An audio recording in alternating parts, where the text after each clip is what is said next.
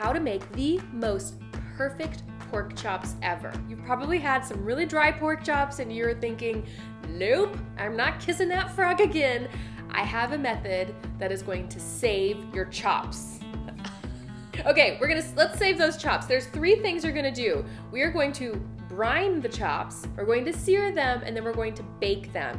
Let's talk about why this method works. Brines. Brining our meats, our raw, uncooked meats. It's easy to do and it adds a tremendous amount of flavor and texture to the finished product.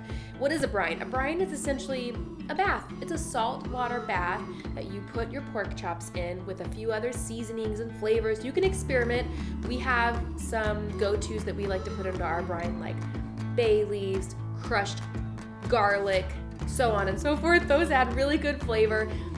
So you can start with some of those, and then when the pork chops are sitting in the bowl, in their bath, their salty, flavorful bath, what happens is the salt water, in an effort to, it wants osmosis, it wants to achieve that. It wants to have the same amount of salt and water on 2 sides of a barrier, so it will travel inside the tissue of the chops, and that will do a couple things. A, it will help flavor your meat, kind of like from the inside out. So think about seasoning your meat when you sprinkle it on the top. This is like seasoning from within. It's really lovely. And then the second thing that happens is the salt actually helps relax some of those tissues, so it makes for a more tender bite. It's really easy to do and has major benefits.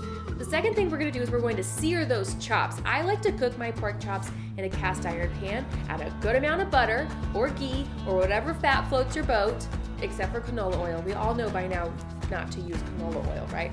So you're gonna add that fat in there, and then you're going to season on the outside, and then you're gonna place those chops on that hot pan to get a nice crust on one side, then flip it over, and then we're gonna transfer it into the oven. What happens when we sear it? Why put it on the hot pan first? A couple things. One, we get that yummy, luscious crust that we all love when we cut into something like a pork chop. I like to use the oven for the last step because that bake allows the high temperature, the ambient temperature in the oven to finish cooking the pork chops on all sides, so you don't get an overdone piece of it when you're searing it on the pan.